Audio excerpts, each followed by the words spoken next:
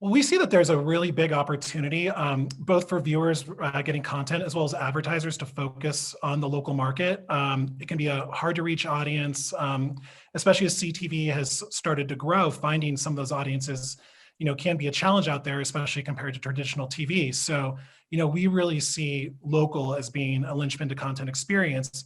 At Local Now, we've gone ahead and done content deals in over 200 different DMAs where you can get personalized content around your local weather, your news, your traffic, your sports, all that good stuff.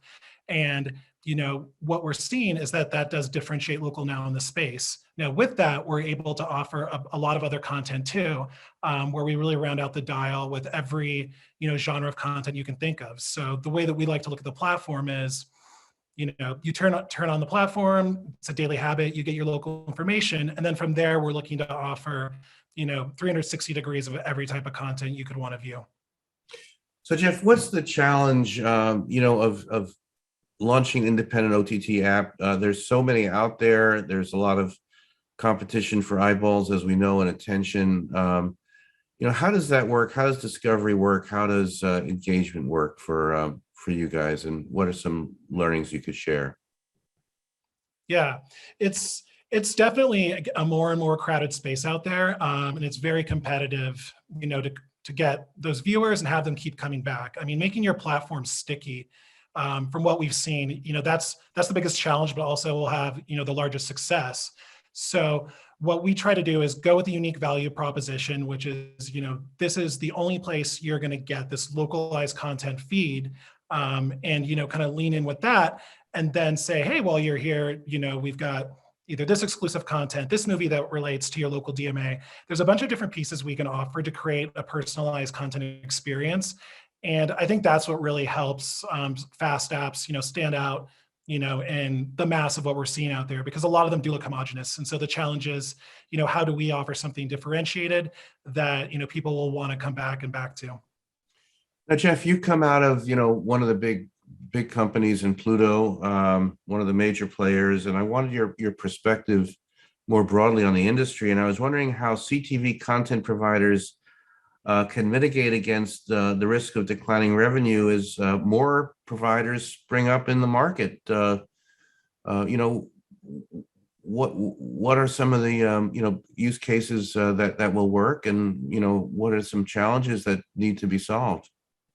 Yeah, well, the challenge is that I think a couple of the larger legacy fast platforms dominate the space, and there's often not a lot of differentiation between them. And so a newer player in the space like Local Now needs to do is offer the unique pieces that only we can. We're working with data partners on our first party data strategy, offering that. So this is the only place you can reach those audiences.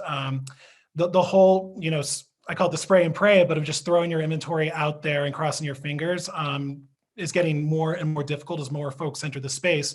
So it's what can we offer that no one else can? Another area that we're really focused on is what signals can we offer to buyers that you might not get through other platforms, so you know more about where your content's running. Local Now news is at its core, but we're not 100% news content. It's one of the things we work to do is make sure we're very granular on the type of content, so advertisers know, they're not running against local news, they're running on Local Now, but it could be finance or sports or another genre along those lines.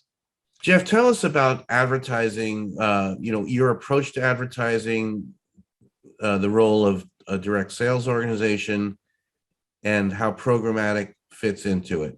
So we have a large sales team that's focused on a lot of our linear properties. And so they are tapping into the Local Now audiences 100%, but we're really taking a programmatic first strategy, still hearing, in the space that more quality inventory is needed, especially to diversify across apps and audiences. So we've spent the bulk of the last year just really growing the partnerships with the SSPs, folks like your Unruly's out there that are really starting to work with their demand teams to know who our audience is and present it to the market. And with that, programmatic is covering the bulk of our revenue. We do like that mix of direct and programmatic, but we're not looking to operate in a space where programmatic is handcuffed. We see it as a good thing, and we want to go put that foot forward. When we're working through our upfronts, programmatic is always a big conversation on the table, and I think that's going to continue even more.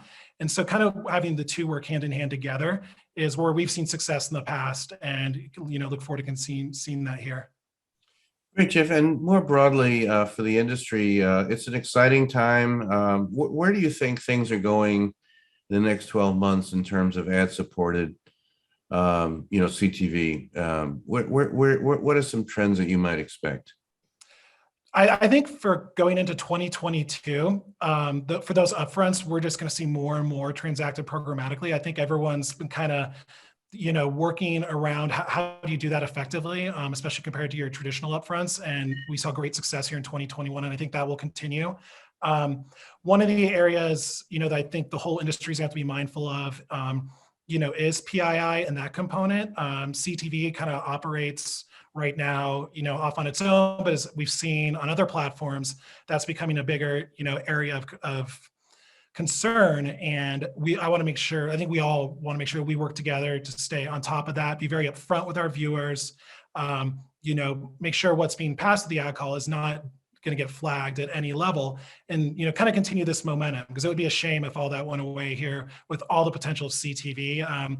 I've always liked to say that we're in batting practice of a doubleheader. I think we're probably in maybe the third inning now, but it's still really growing. There's still a lot of dollars out there to capture, and I think kind of learning from the mistakes of the past and leaning with our best foot forward will allow this momentum where 2022 will be even bigger than this year, especially going into an election year. I think that's key.